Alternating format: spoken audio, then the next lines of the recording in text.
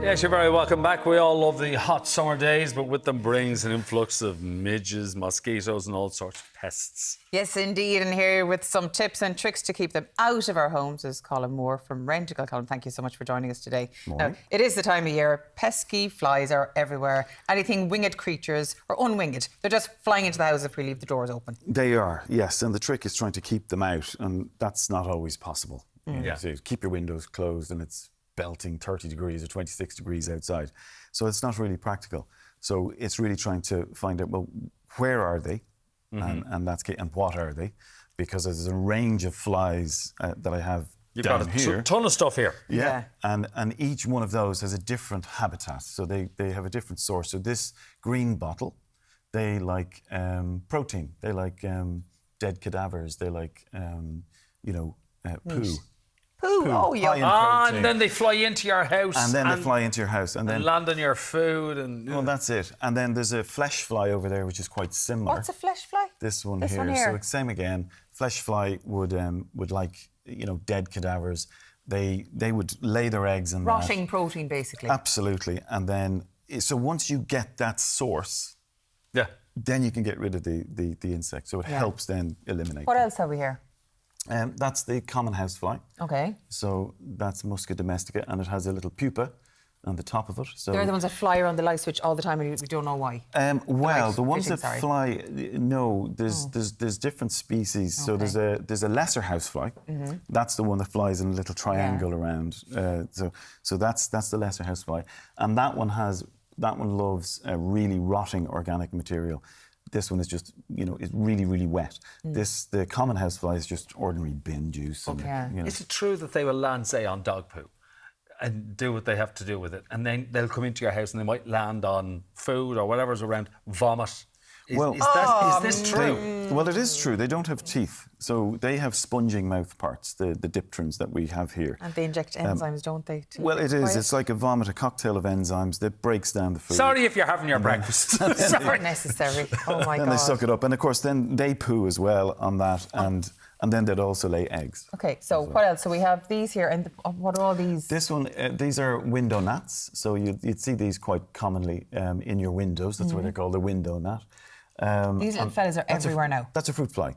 Oh, so that's Drosophila. tiny. Yeah, very, very small. So if you have a fruit bowl lying around the kitchen, they'll come in and have a little rotting sample. fruit, vegetables, or if you haven't, got rid of your beer bottles or your wine glasses, they'll hover around there. What's your man over there? We know what that is. This fella's a wasp. This That's is a yellow jacket. I couldn't quite see him from here. This is a common wasp, and they're much maligned, but actually they're the gardener's friend. So they are insectivorous. They predate on other insects this time of the year, and as the year goes on, they become unemployed, as it were, because the nest will get to its maximum limit.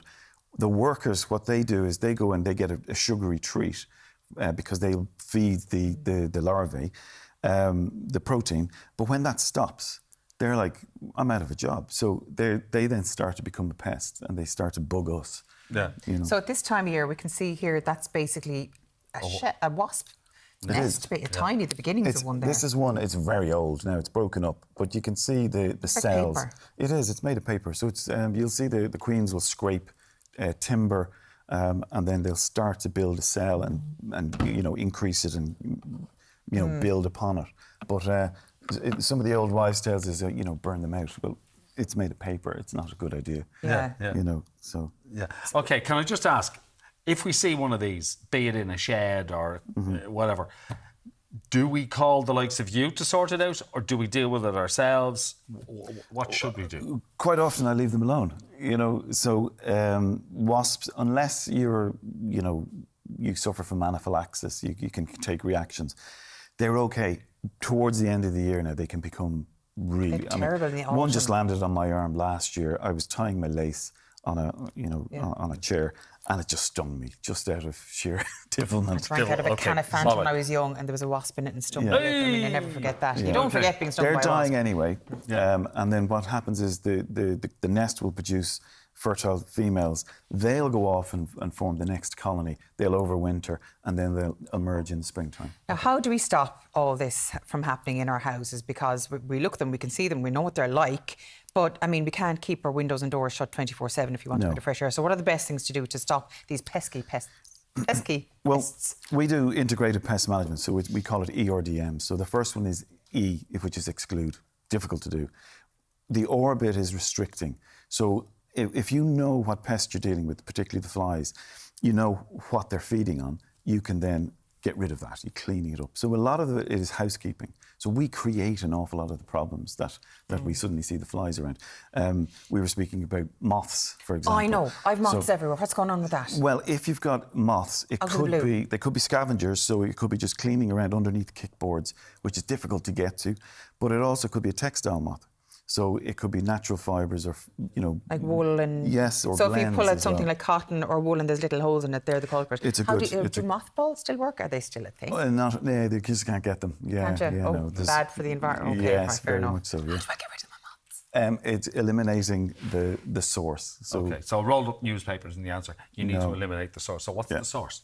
Well, the source would be, in that case, it would be textiles. In the common housefly, it would be waste. If it was the lesser housefly, it would be really sodden waste. Sometimes it's a leak underneath your Right. sink or something Okay. like that. Okay. Interestingly enough, because like we've all got bins in our houses, and then we take them out to the larger bins. But sometimes it's not actually the contents of the bin that's the problem. No. Sometimes it's the bin itself. It's the bin itself, and we don't clean our bins. So we take the liners out, put that into the main bin, but you've got all this bin juice and goo and the stuff You said bin juice. on the plastic holders. So it's cleaning those bins regularly is a really, really good tip. Okay, and so is that like hot water and bleach or whatever it takes? Yeah, whatever it takes. What about lemon and citronella and things like that? Because I know if you're sitting outside in the summer as well, and the weather's going to be nice, fingers crossed again next week, you're sitting outside having a glass of wine with your friends or whatever, but the midges fly everywhere in the evenings. How do you keep them away from you? Because they're bitey. They're bitey little articles. And some of those remedies are good. They are repellents. They're natural repellents.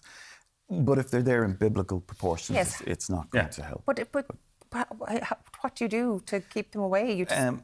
There are some things like there's midge eaters which emit CO2 and they can be attracted. You can also use different coloured devices. This pink one here is for wasps. So our research proved that pink is actually a really attractive colour to wasps. And some of the yellow ones that are out there attract non-targets such as bumblebees. So they come in and you trap them in that? Yeah, they trap in there. There's a liquid that we have in there that's also an additional attractant.